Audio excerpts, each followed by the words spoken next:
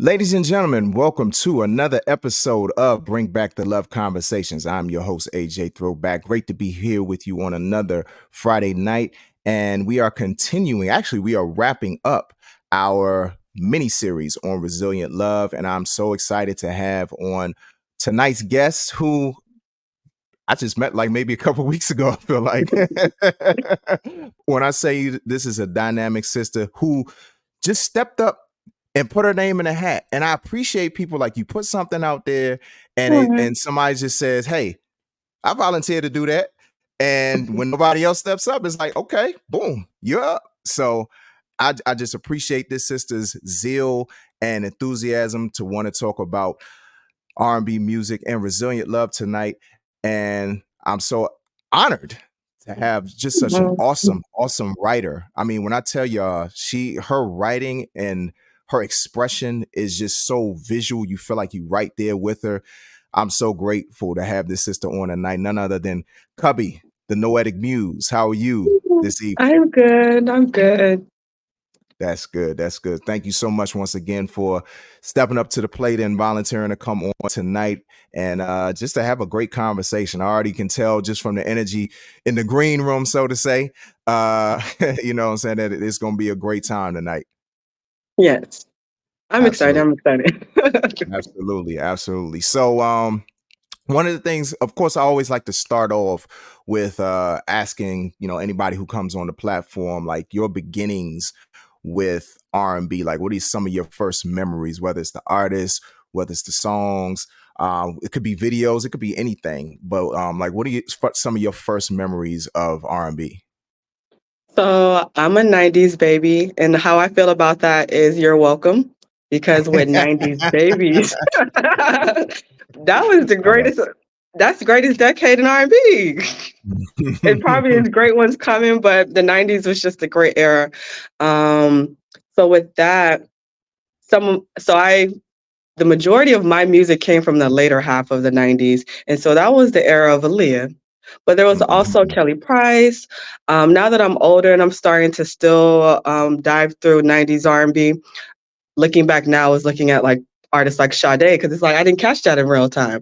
People around me Mhm. wasn't listening to Sade. And now I'm like, why would you y'all listen to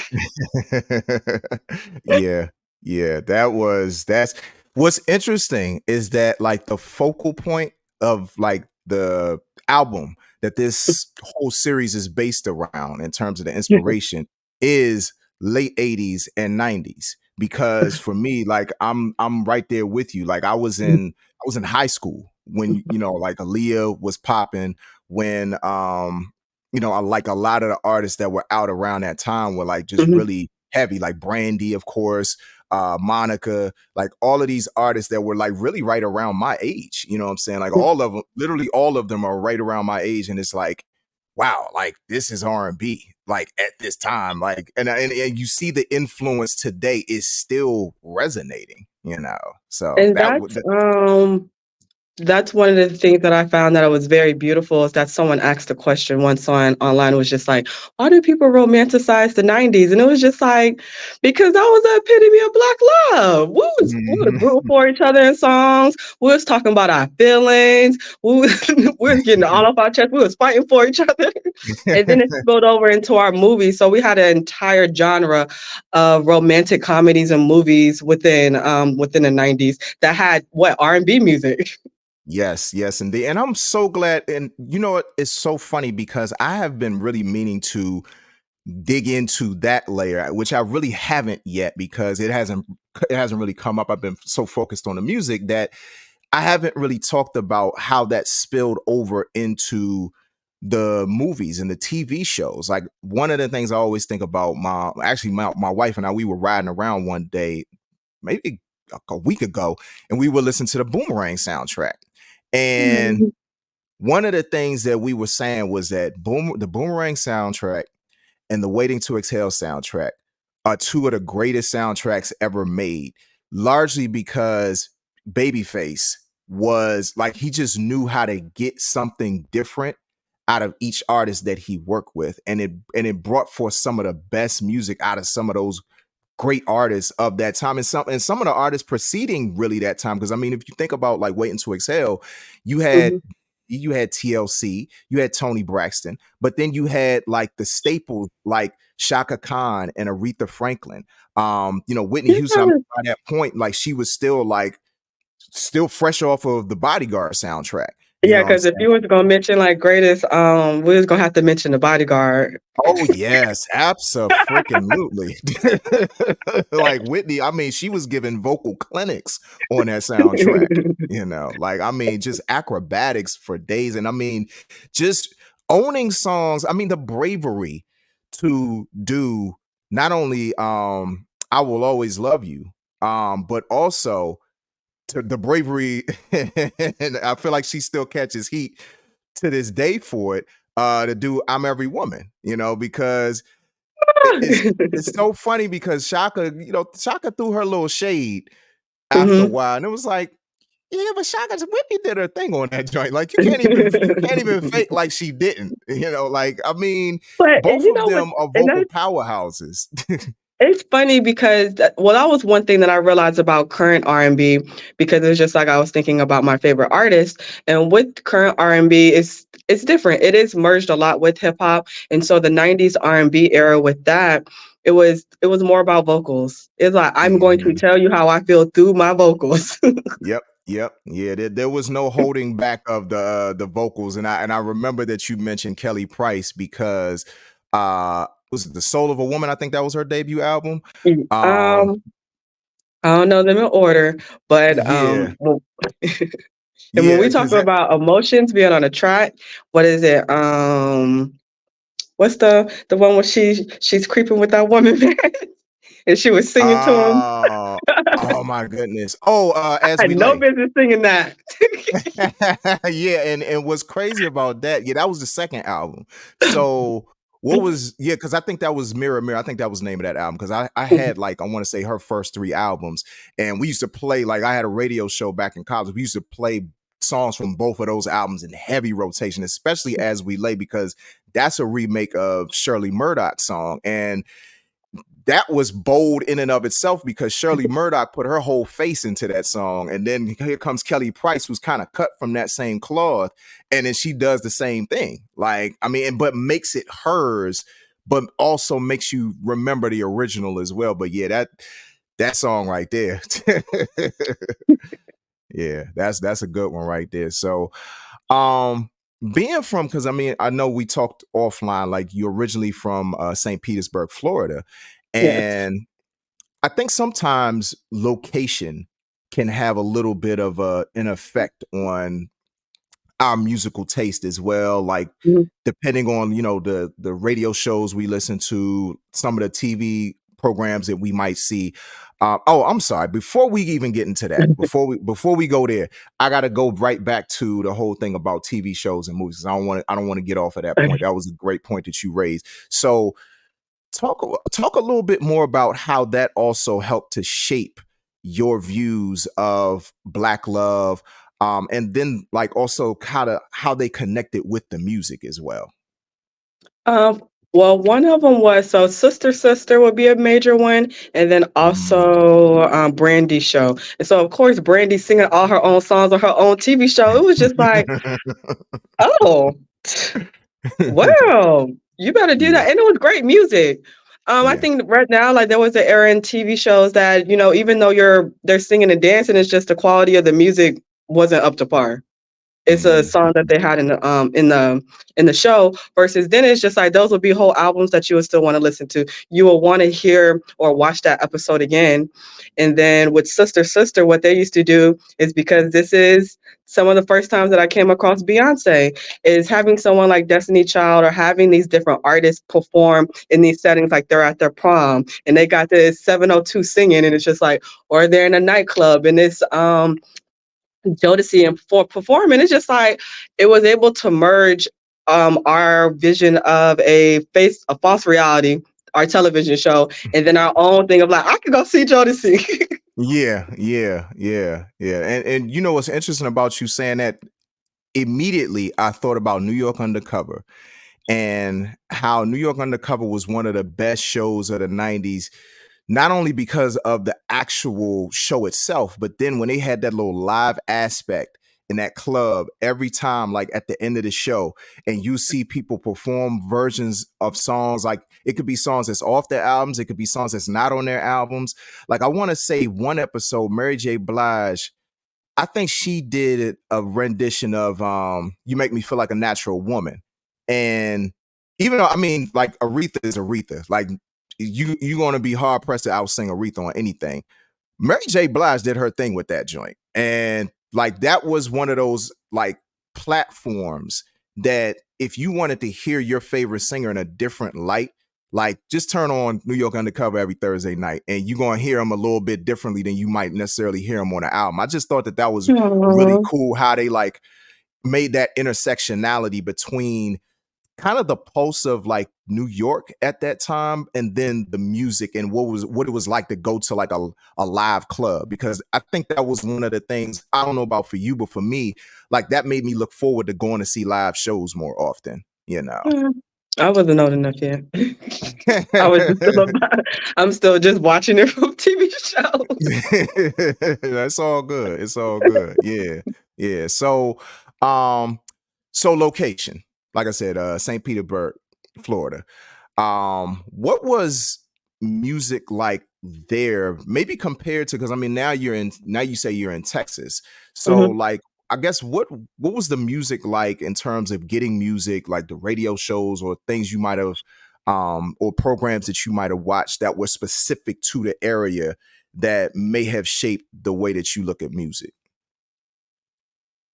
Mm, I wouldn't even say that it's anything specific, or if we're gonna just talk about the local radio station, which was at the time Wild 98.7, and I think now they have been merged into 105.1.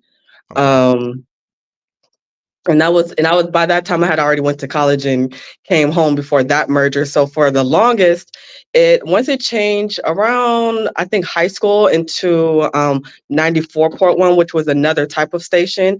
That R&B hip hop station got moved there, and what they used to have is a Quiet Storm. And Quiet Storm Mm, is just like all it was just playing R&B music just back to back to back to back to back, and just randomly just a shout out that you're listening to the Quiet Storm. And that yeah. was where all the what is it they call it, the whisper music now, the hummy, like deep, like it was just it was love making music. Of course that's what that was because it was playing real late. Yeah, yeah, But I yeah. used to sleep to that and I loved that music. And I realized it was just like a lot of what I knew about music just came from the fact that I never turned my radio off.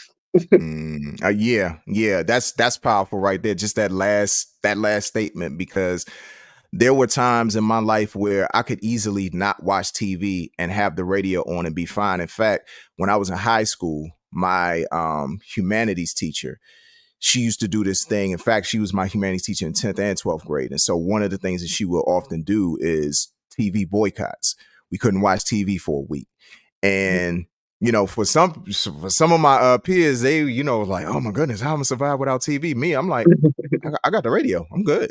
Like I got all these CDs right here. I have the radio. I got a choice of 4 different radio stations that I could listen to, 5 if I was going a little bit earlier in the dial.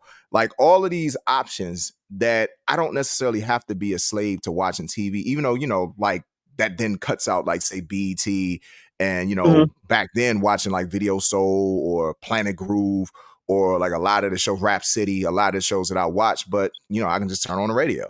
So Yeah. like never turning the radio off. I feel like I feel like that needs to be a t-shirt. I think, and I would have to give you credit for that. Like I might have to turn that into a t-shirt right there. You know what I mean? But then another thing that you were saying, so that format is, you can call it the Quiet Storm format. Also, like those types of songs back then, they called them slow jams. And I always like to give props to the people who like pioneered that. So like the Quiet Storm format, that's originally pioneered by, and I ain't gonna lie, like I always like to brag because it started here, but The original Quiet Storm started by the late great Melvin Lindsay on WHUR, and then Hmm. the term slow jam, even though like it comes from the song by Midnight Star, Slow Jam, that Usher and Monica later remade, but then like making it Yes. a format of radio. Always got to give props to Kevin Slow Jam and James, who made a lot of his waves here on WKYS. So like a lot of those origins really started here, and like really popularizing that just kind of sort of slow, chill type of vibes. Like that is pretty much what I lean towards as well. Like that's like that was on every night when I was going to sleep, so I can definitely relate to that. I remember, you know how you could record off the radio? Yep. I had recorded songs off the radio, and then my uncle, like, he must have came over one day during the daytime, and it was just like, I'm playing something, and he just leans over, he looks, he was just like, "You recorded the radio? How did you know that I recorded the radio? You don't know this is just a song?" And it was because I was playing something that was at a different time of day. Yeah. That was those were the times right there, because I can't tell you how many songs because I couldn't find the song in the record store. You know what I'm saying? So it Mhm. was like, all right, well, I gotta take this off radio, because like it's a bunch of songs that I would like, but the CDs or the tapes, or I didn't really have a record at the time, but like they were out of print basically. And so the Mhm. only way to get them sometimes was on the radio. But then it's like if I didn't really have the money to go get it, go get the single, go get the album, it's like, all right, well, hey, I got the radios. Let me just And press what's record real funny quick. about Boom. that is you have to be listening to the radio all day to wait for that song to play. Yes, that part. That part. Because it's not there'd be certain songs I listen to, like especially if they were a little bit older than the time, I literally would listen to that same radio station for a week. I'm like, all right, they're gonna play this on a week rotation. In a week, I can expect them to play this song. Sometimes that week might turn into a month. But best believe I was listening with and waiting with bated breath for my song to play. It's like, boop, here we go. So that's a struggle that I feel like a lot of people, in this modern era, how we receive music, they will never know about. Like you can literally, if you It is one other piece to that because absolutely. how radio stations used to play. Because you wanted to catch it at the very beginning. So you gotta as Yes. soon as that beat drop. Right. You gotta your ears gotta be in tune with it right on time, like boop, here we go. So that's another part of the struggle that a lot of folks now do not, they will never have to experience, for better or worse, depending on who you ask. I think that really shapes our appreciation of the music that we love so much, because we cherished it that much to say, hey, I am going to, and that's another thing with tape. You are committing this song to this tape that, yeah, you could erase it, but you also think Mhm. about the amount of work that you put into to to record that particular song. Like, nah, maybe I don't want to erase that. Let me keep this tape. Maybe And keep this song on the tape. that was pre-mixtape era because you Right. had your tapes that had different sounds on them. Right. Yeah. I tell you, it's certain aspects of that I miss, and then certain aspects I don't, because I'm like, it's so much easier to just, take a song on Apple or Spotify or Tidal or whatever, just slide it right on the list. But then it's like other songs that they haven't even made it to any of the streaming platforms. So it's like, this is missing something. So but I just always like to kind of sort of see people's experiences, because some people, they're not from the tape era. I've had a couple of guests who they don't know nothing about that. So or they didn't really listen to, like I've also had people who haven't really listened to radio like that. So I always like to hear people's experiences, especially where they are, because I also feel like that is something that kind of sort of guides our musical taste as well. Like one of the things I always talk about, like being from DC, like having the people that we had here at the time that we had here, specifically when I grew up, Like also thinking about Donnie Simpson, like him being as big as he was, and Video Soul and BT specifically being headquartered here for a very long time before they moved a lot of their productions up to New York. And I'll be honest, like I feel like it changed a bit. I think when people felt like BT kind of sort of went down, I'm like, I always say, "Oh, they should have stayed in DC." You know what I'm saying? I mean, like, especially like DC being Chocolate City for as long as it was, like, it didn't really get too much blacker than that, other than Atlanta. You know what I'm saying? Mhm. So, but but that's why I always like to find out like where people are from and how they receive music, and the ways like you described, like tape and whatnot, because I feel like it shapes our appreciation of It music does. differently. You know what I'm saying? So like how did it for you, or having all of these experiences, how do you feel like it shapes your appreciation of music? Um, it definitely became something that was a necessity. I remember even, like, just recent memories of studying and listening to music at the same time, and now that I wanna get back into a habit of studying and reading often, it's just like, I gotta make sure my playlist's right. Yeah. So So when something. you Mhm. Oh, I was just gonna say, so when Uh, you study, what is your process? Because I like that word, like studying the music. Like, what's your process? oh, no, when I'm actually studying, well, it's 2 sides of it. So studying is when, if I'm listening to something new or if I'm actually going through something, because there are certain albums that you listen to more than others during times in your life. And so when you're going through something, it's like, I'm going to play this song 16 times until I get it, or until I feel better, or to like all these things that you Mm, are processing within your own mind, what's going on with your feelings, and the fact that that song is resonating with you and it's allowing for you to actually feel your feelings. yeah, yeah, I like that. I like that. Yeah, I've been there to play a song like a good 10 to 20 times until it's like, okay, yeah, that's getting. It's especially like when you're going through a particular time in your life and you feel like there's only certain songs that are going to resonate with you the most during that time, because you might not be ready to listen to certain songs. You might not be spiritually prepared for it. You might not, like, your ears might just not be in tune with it because like you're just out of alignment. But then there's other songs, it's like, okay, this is the one. Let me keep listening to the words. Let me keep feeling the vibrations of the music.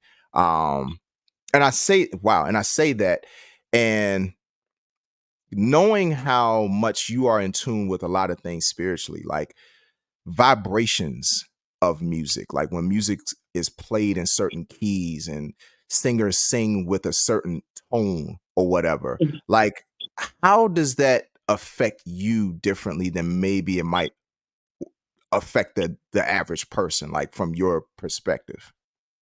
Um, I think it's just that I have an awareness of it, and I enjoy the awareness of it. It's been this idea for a long time that I hope that we start to heal as a community, is this idea that music is evil. And it's just like, or that it communicates things outside of our control, or things that you don't want to associate yourself with if you're consider yourself to be religious or have a faith. Um, but what it is that music really just allows for us to feel a different part of ourselves. And so if there's genres that have tones to them. And so when you think of something like hip hop, it kind of depends on what you prefer, because on one side of hip hop it's the consciousness, it's this part of like, I need to be aware of what's going on and I need to be in the know. But then there's a other part of it where it's just like, I'm just here for the vibes and for a good time. And people are attracted to either one of those, but it actually doesn't take away from one being better than the other. It's just where you at, how you experience it, and what you prefer, because that's just, that's where you at. Yeah, I love that perspective, because there are different there are different types of music for different times. Like sometimes, like I always think about the argument, to kind of sort of stay on the hip hop thing, but it can bleed over into R&B as well. But like everything isn't for every moment. I don't necessarily want to hear, as much as I love, like, and I kind of sort of take it to like my era, like I don't necessarily want to hear like, say, a Most Def. Well, Miss Fat Booty, that's a different story, but but like I'll go with his rapping partner Talib Kweli. Like there are only certain Talib Kweli songs that I want to hear in the club. You know what I mean? But then if I'm looking for something that speaks a little bit more to me, I don't know if I'm necessarily going with Lil Jon. You know what I'm saying? Like Lil Jon is more like when I want to like get stupid in the club, whereas like Talib or somebody like Common or somebody along those lines, that's when I want to feel something a little bit deeper. Or I want to think a little bit more. You know what I'm saying? So it's like I've always been the type of person to never crap on one type of vibe because it's this or one type of vibe because it's that. Everything has its place, and I would say the same thing with R&B music. It's like sometimes I don't always want to like be upbeat. I want something nice and chill. I want something nice and relaxed. So it's going to be certain artists that cater a little bit more to that. If I want to be a little bit more upbeat, like I want to dance or something like that, there's certain artists that cater to that. So I just feel like when it comes to like the vibrations of certain songs, it's really like you said, just being aware of what they are when it comes down to it. Yeah. Yeah, yeah. Um so as we transition a bit, actually before we even do that, artists. I mean, you name some artists. But like what are some, who are some of your favorite artists? What are some of your favorite songs? Um, so this is because I'm working on a project right now, and music's love, he's been getting a lot of playtime. Usually my all-star go-to for me being in an R&B mood is always Maxwell. I'll just put a Maxwell Mm. radio on and we're gonna let him just lead the pack. Yeah, yeah, yeah, yeah. But Maxwell. but Yeah. with music's love, it was just like, dang, like he was just so vulnerable. He was so open. It's just like, and that's the energy that I would want to sit in. It's just like listening to a masculine talk about his feelings. And it's just with everything that's going on within the collective, it's just like, this all we want. Hmm. Absolutely. Absolutely. Yeah, couldn't agree with you more on that. Like those are two great examples because I know for me, like those are two people I listen to heavily. And what's funny, Maxwell, it took me a while to get into him at first. Like it took a couple songs, but once I did, it was a wrap. Like once sometimes some people you have to listen to the whole album. And that Urban Hang Suite album is a classic. A classic. Like you listen to that front to back, you don't skip one song. Like you got to let the whole thing play. And it's really like going back to the vibrations thing, like that's a mood album. Cause I'll always connect that to like springtime, summertime. Like you got the windows down, you like just cruising the city or cruising wherever. You throw Yeah, on that he's Urban Hang definitely Suite. he Maxwell is definitely summer evening. Summer Yes, evening. That's yes. that lemonade and iced tea energy. Yes, yes, yes, yes. Exactly, exactly. You picked up exactly what I was putting down. Exactly. Yeah, that's the vibe right there, So, um being a little bit more specific, like, we're in this conversation about resilient love. So, before we even get to the music component of it, and I always like to say this to people because I think a lot of times when we talk about R&B, it can easily veer into the romantic love atmosphere, but some of my favorite R&B doesn't necessarily even talk about romantic love. And love itself goes far beyond just romantic relationships. So, in terms of resilient love, what does that mean to you? And what's one of the greatest, like, I guess, examples of it you've seen in your life? Um, well, that's easy because that would be Lauryn Hill's The Miseducation of Lauryn Hill, the MTV Unplugged recording.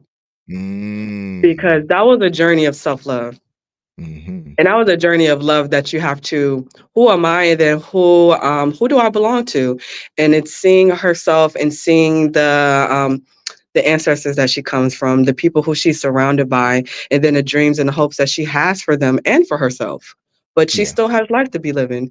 She has her shortcomings and all the different types of ways that you walk through those internal battles that you have when you're discovering your own self-love. Because then it's a struggle. You go up and Mm. down. Some days you love yourself a lot more than others. Yeah, that's very true.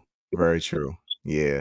So, considering that, because that's a great example. I mean, you see a lot of resilient love all throughout that album, which is one of my favorite albums of all time. Like I always tell this story, like I've only pre-ordered one album in a record store ever. Like, and it was Lauryn Hill, the Miseducation Oh. Lauryn Hill. That's, well, that version. Because the unplugged one is fire. Like, that's one that I feel like really gets slept on. It does not get its props for how good it is. Like, one of my friends from back in the day, like, she really put me onto that album. And I was like, yeah, I didn't give this enough of a chance at the time. But then when I kept listening to it, I was like, nah, this she laid it out. She laid it out on this, and probably in a way that we haven't really seen from her since. Because I think that she has gone through a lot of different personal struggles. And in those personal struggles, she's had to be resilient because she's had to overcome a lot of like her own getting in the way and her own, and not even necessarily just getting in the way, but just maybe some of the hurt and some of the disappointment that she's been through, like specifically thinking about the industry, relationships she's had, whether it's friendships, whether it's romantic. It's a lot of things that she's had to overcome in order to still be here and be present. Like a lot of times, like, we good for clowning her when she don't show up to a show. You know what I'm saying? She show up late. And But and what's we don't always consider what she might be going through still personally to be she's present. she's featured on a Pusha T song, and Pusha T is one of my favorite hip hop artists. And Yes, she's featured yes, on one of his songs, and one of the, oh no, it's actually not that track. It's a Nas track, and that was like the big, and yes. that was the moment people missed. I But she was, love that. and she mentioned it was just like essentially she addressed the being late, and it's just like, pretty much like I have other, blessings to be passing out. I love y'all too though. And with Yeah, that, it's just like she is an individual that is proof of that self-love, and where it gets you is getting to the point of being comfortable. Like, you know what? There are other people who are really demanding more music from me, even though that may not be where my heart is at. I'm gonna do it for them, even with everything else that I have going on. And she's able to present it, or the evolution that I've seen is presenting is just like, I'm managing all of this. And y'all yeah. know I'm managing all this. I'm gonna be hmm there. Right. I might be late, but I'm gonna be there. You know what I'm saying? But yeah, I mean that's real because I know that she's a lot more selective with what she does now because I think after all of the things that she went through, kind of sort of during that time of the miseducation of Lauryn Hill and the persona that she probably felt like she had to put on, because I always think about what she said in terms of Lauryn Hill versus L Boogie. Like, those are really two different personas in a lot of ways, and she was expected so much to be L Boogie when she just wanted to be Lauren at the end of the day. And while, a lot of times it can come across to those of us who are in the space, like maybe we're artists or we go see her, because it's funny that you mentioned Maxwell, because he's another one when it comes to the performances. Sometimes you don't know if he's gonna show up. I haven't seen him yet. I haven't seen him, and it's just like, I got to get on this. Yeah, But I was supposed to see him and he didn't show up. Yeah, he had us all thinking like, oh, Maxwell's gonna show up, and poor Reese, you know what I'm saying? She had to be the one to carry the show, and most of the people in that audience didn't even know her from a can of paint. I knew her mainly because my brother, he was working at Tower Records and he put me on her album. So when she was singing her songs, I actually knew her songs. You know what I'm saying? I couldn't sing them word for word, but I knew her songs. I I'm don't know probably who one it of like my point exactly. is. And see, you can see how you can see what she went through as the opener for Oh, for Maxwell. Maxwell, and it's just Ye- like, Yeah, yeah, and then he ends up not showing up. We all walked away from that joint like, really, bruh, really, So, but like but bringing it back to Lauryn Hill, it's like I know a lot of people kind of sort of like to go on her for that, but I go back to what you said about the Nas track, and you could tell she was dialed into that one. Like, she really wanted to do that song. And yes, I think that's why I was so happy to see them do a song together, because I feel like, one, it brings you back to the 90s with If I Ruled the World. So it's almost like if she was going to do a song with somebody, it would only make sense that it would be Nas, especially in this era. But And then since too, we gotta do that shout out because it's just like because Nas has really been in his bag with these 2 trilogies. yes, yes, yes. Like my goodness, like people got to get that man his props, and they also have to give Hit Boy his props because people been clowning Nas for years. Like, yeah, but Nas's beats though.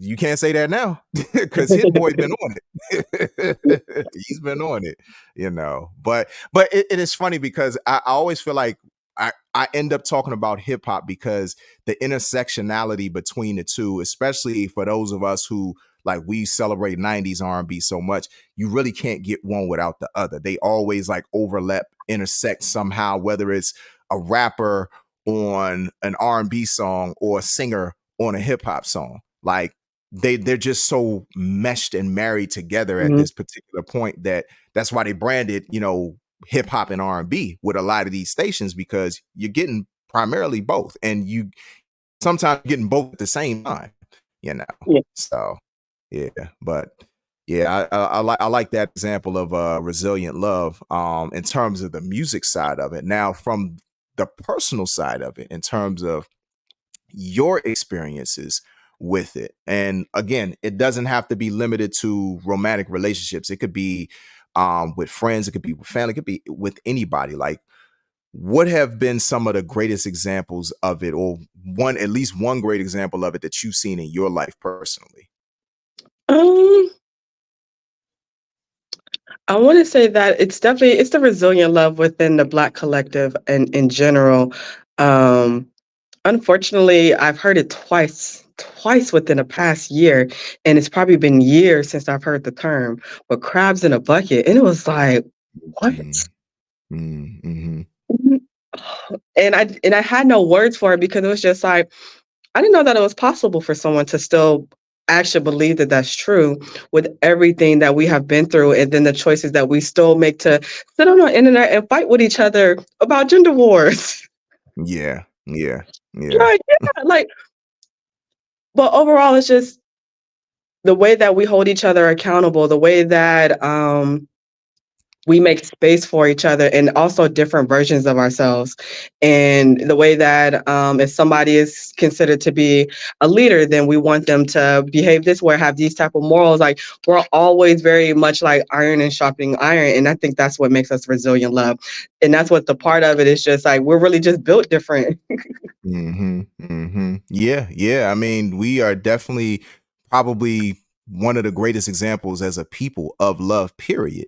But then you think about what we've been able to overcome in so many different areas of the Black collective, whether you're talking from a socio-political side, whether you're talking from a spiritual side, whether you're talking from the Black family, Black relationships, friendships, all of these different things. Like, and it's so funny because like one of the things that you pointed out was like all of these gender wars that go on online, which annoy the crap out of me because it's like, look, let's stop playing. First and foremost, let's stop playing struggle Olympics.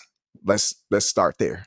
You know what I'm saying? That's number one. Number two, if we focus more on what the other side brings to the table, then we don't even need to necessarily make it a competition or make it a thing where we're fighting with each other. It's like that's the design. Like we're so much stronger when we recognize that we need each other.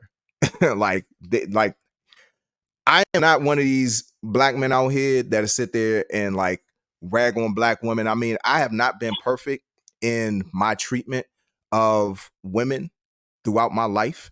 But at the same time, because I was raised by a black woman, a strong black woman, a beautiful black woman, I have no choice but to celebrate and elevate my sisters. You know, because it's like if I'm disrespecting women out here and not respecting the woman and not showing love, then I'm basically not showing my mom love.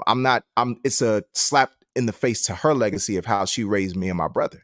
You know what I mean? So it's like I think if more people, period, like I'm not just gonna say just black men. I mean, even though a lot of times we're the biggest culprits, if I'm being honest, if we kept that in mind and realized that it's not, we're not trying to take the place of our oppressors at the end of the day. You know what I'm saying? Like we're not here to oppress anybody within our community, whether it's women, whether it's, somebody in the LGBTQIA plus community, all of these different areas of our community that in a lot of ways we don't always show love to everybody within our collective. And it's, don't even get me started on a conversation like So this because it's just how I look at it is on the opposite side of that. So the shadow part of that. The shadow part of that is men are not actually admitting that they want to be loved. And it's just like, yes. this, what? Because that's what y'all arguing about. Y'all really arguing Hmm. about like, you need, this is how I want to be loved, but you need to be like this for me to love you. That's not how this conversation goes, boys and Right. girls. Yes, yes, that part of it. Yes, exactly, exactly. Yeah, and that's what I couldn't really articulate. The fact that you have a lot of people, they don't really know what they want. Like they know they want love, but they don't, a lot of times they don't even know what it looks like or what it's supposed to be. Like, because to sit there and expect something more out of somebody than you're willing to give, and you're not even in a place to really truly receive it because you don't even fully understand what love is, what it looks like, what it acts like, because And it's what do not you about, want? What do you actually want? Not what all of the other conditions that we have existed and have taught you. right, exactly that part. Yeah, so I think like looking at resilient love from the collective standpoint, that's actually a different perspective than previously stated. And I think it's an important one because it can trickle down into so many different areas of our existence as Black people, but and it's very specific because thinking about when this is coming out, this is during Black Music Month. Mhm.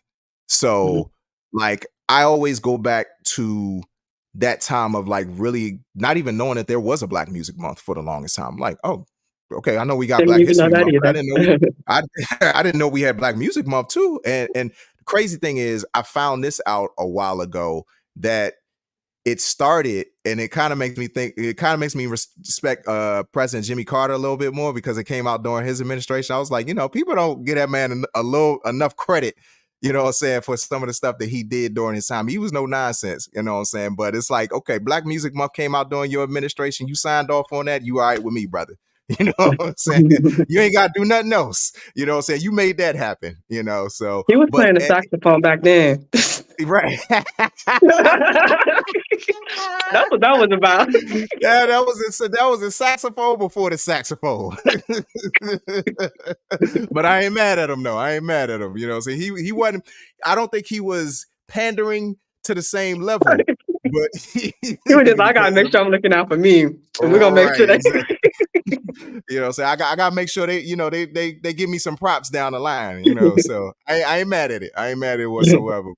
But just thinking about the importance, like timing wise, that you bringing up like the collective of the Black community and how we personify resilient love, it really does kind of sort of come back to the music and how the music communicates that. And I guess probably one of the last things that I will ask is, what more would you want to see? Considering that, you talked about like the 90s being your era, what I'm saying, and a lot of our eras in terms of like when Black love was at its height. What would you want to see and hear more of when it comes to Black love being expressed through R&B music, through the TV shows, the movies, all of the things that kind of have that intersectionality in terms of expressions of Black love? when it comes to the music, it will go back into the self-love. And so with Mhm. the self-love, it's SZA's current album, what is this? We're on SOS. Yeah. SZA's SOS, when I listened to it from start to finish, it was just like, this is a coming of age album. And this is Mm. usually like for me, she's gonna definitely do great and better things. But for me, my favorite albums for an artist, especially an artist that I love, is the album where I see their growth. The Hmm. growth as them in their personal lives, the growth in their music, the growth in the trust in their craft, and just really sitting in their power and taking control of the sound tends to be what a coming of age album sounds like. And Black just had a coming of age album with this past one, and I can't think of the name of it right now, but it was hearing a man that was talking about going to therapy and realizing that he's Hmm. not perfect and realizing that the things that he's been through has affected him and he wants to be a better person and he's going to continue to be that. But he also knows that he has a purpose in, and that purpose is to share his insights and his voice with people. And it's just like, I like that. These are my Yeah. favorite albums. Yeah, yeah. I'm gonna have to dig into that. Actually, both of those albums, but specifically Black, because Black, he does not get enough credit for being as dope of an artist as he is. Like, I feel like I never hear him on the radio enough. Mm-mm, Um, and I feel like I don't hear his name enough mentioned because I first discovered him probably I would say 2017, and mm, like he's him and SZA. I feel like those are two great examples of people who have constantly their arrow has just been going up and up and up in terms of like their growth, in terms of their maturity of sound, of personality, like you said, like a Black man talking about going to therapy in R&B. Like, yeah, give me more of that. You know, give me more of that in all of our genres that we're in. Like, I don't care whether it's hip hop, I don't care whether it's country. You know what I'm saying? Like Black people in country. You know what I'm saying? Like, cause that's another conversation. But yes, like those are the types of things, the layers that I want to hear more of, just like you, in music, because that's another thing. Like, I might have mentioned it a little bit earlier, but my favorite R&B is the R&B that doesn't just talk about one type of love, or it doesn't just talk about one type of thing, because we're not one type of people. We don't go through one type of experience, you know. And it's yeah. not the R&B that just talks about romantic love, because I mean there are different layers to that too. But I also feel like there are different layers to us as people. We're not just the sum and the our relationships are not the sum and the substance of who we are, but it's a major part of that puzzle, you know. So yeah, I those are two great examples, and I definitely want to dig more into those albums, because I've heard bits and pieces and heard that growth, but to actually listen front to back is like, yeah, those are great suggestions of albums to check out, and I'm sure everybody that's watching this will agree with you. You know, yeah. So I this has been great. This has been a great conversation, and really getting to know you and your personality and your perspective on things has been very refreshing. It's what I expected, you know what I'm saying, just from the conversations that we've had offline. And yeah, I just thank you so much for coming on tonight. Thank you. It was definitely a pleasure. Love the subject matter. We need to be talking more and more about love. Um, we can Absolutely. talk about all the ways that we haven't got it or we don't need it, but talking about love, because that's what more I want more of that. Absolutely, absolutely. I couldn't agree with you more. You know, and that's the exact reason for this series, is that we see so much, and I've always been of this thought, like that no matter what, always be the counterculture, you know. And unfortunately, the culture right now is hate. The culture right now is dissension and infighting and all of these different things. So for me, it's always about like, I don't want to do what everybody else is doing. Like, let's bring back the love. Like, let's put more of that into the atmosphere. Let's talk about that. Let's put those vibes where they need to be. You know what I'm saying? So I definitely appreciate your energy and your willingness to be able to be a part of this. And I'll say, I don't know, I forgot the quote, but well, I forgot who made the quote, but it's to create the world that you want to be a part of. Hmm. Absolutely. Absolutely. Couldn't agree with you more. So I always allow my guests, my creatives, my fellow creatives, to plug anything that you have going on. You are a writer. I know you talked about some possible things in the works, you know what I'm saying? And I don't want to steal your thunder. So if you feel free to share, you can definitely share. So this is your opportunity to share everything that you have going on, and also let people know where they can reach you and get in contact with you and connect with you. Yes. Okay, so I'm new to social media. I had to get back on social media to get to going and creating the world that I want to exist in. I have a blog, so the blog is noeticmuse.com. I am on Instagram, and that's going to be Noetic Muse, and I'm also on Threads, and I'll be on Threads, and Threads is fun. I'll Yes. probably told a secret. But Yes, yes. And yeah. That's where we met. We met on yes. Threads, Yeah, And Threads is so very fun. with my blog, you'll pretty much be able to just see that writings that I have. I'll post poetry, but a lot of the times it's just reflections or things that I am thinking about that's going on with the collective, what I'm going through as an individual, or something that just came to me. I'll write about the topic. The next project I do have is that I'm going to be building a YouTube channel, which is essentially going to be a YouTube school. It'll be called the Symposium of Noetics. And with the Symposium of Noetics, it's essentially teaching us about how the mind works. Um, and I want to just hold space for Black intellectuals. And it's going to be focused on teaching you how to think, not what to think. I just want you to be thinking. Hmm. That's all. Hmm. And it's an open discussion for people who are interested, and also just creating the resources and the gathering of information that we just all share with each other, putting each other on. Yes, yes, yes, indeed. Yes, indeed. Yeah. I'm definitely looking forward to that. Like that sounds like my kind of platform right there. Yeah, so I definitely once again appreciate you for coming on, and I'm looking forward to talking with you more on Threads, as we do. And once again, I'm appreciative of you for coming on Um, tonight. Thank you. Absolutely, absolutely. So we'll be talking soon. Okay. Have a good one. All right. All right, you too. Thanks.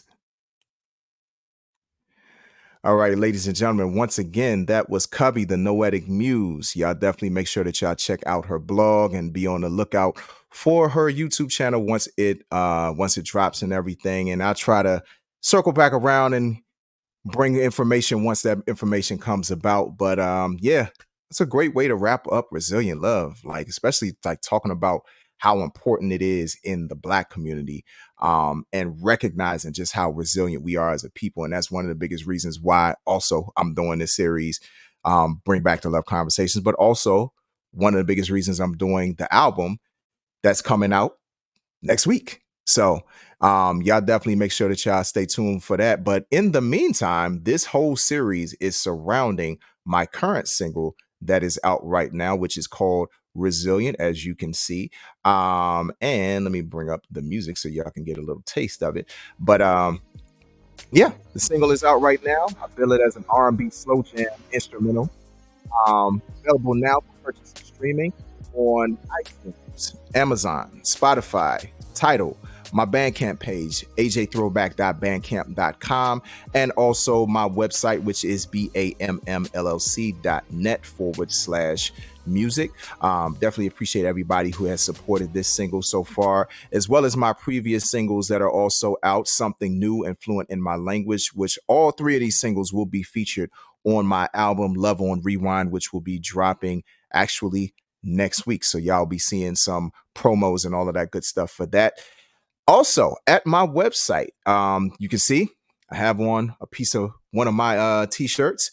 The I've been 5/5 since 5/5's been. I did this in honor of Juneteenth a few years ago. This is still on the website, ladies and gentlemen. So if you like this shirt, please make sure to visit my website, which is bammllc.net/shop batch. You can also get the pieces from the Love on Rewind collection that are there as well. As you've seen before, the Make R&B Music Great Again hat, and also the Take Them to the Bridge t-shirts. Got also sweatshirts and all that, but hey, it's warm out, so you won't need sweatshirts for a while unless you want to get them for ahead of time. And also the Everybody Loves a Good Throwback t-shirt. So definitely hit up the website if you see something you like. Support a brother, support the merch, and rock that good old merchandise at Batch Merchandise. And if you're not already following the brand, it is batch.202 on Facebook and on Facebook and Instagram. And on X, it is batch_202. If you're not already following me on social media, please do so. And I appreciate everybody who has done so already. But if you're not, I am on Facebook and X at AJ Throwback. I'm on Instagram, Threads, and TikTok at a.j.throwback. And right here on YouTube, I am at AJ Throwback 928. So please, if you haven't already subscribed to my YouTube channel, hit that bell notification. Subscribe, so whenever I go live, post a new video, premiere a new video, you'll be among the first to know. And also, please make sure that you like, comment, and share this video. If you love the conversation from here, don't keep it to yourself. Spread the love. Get those views up for a brother. You know what I'm saying? And also, just, hey, it's all about spreading not just the love for me and this platform, but just spreading the love, period. These are great conversations that we have been having so far in this series, and they're going to continue very shortly. So I appreciate everybody who's watching this tonight, and I appreciate everybody who's going to be watching this on the replay. I appreciate all of your support up to this point, and I want everybody to enjoy the rest of your Friday. Enjoy your weekend. And I will see you next time on Bring Back the Love Conversations, or as I like to say, Bring Back TLC, not just the love conversations, but also tender love and care. Until next time, y'all enjoy. And I will talk to y'all very soon. Peace, y'all.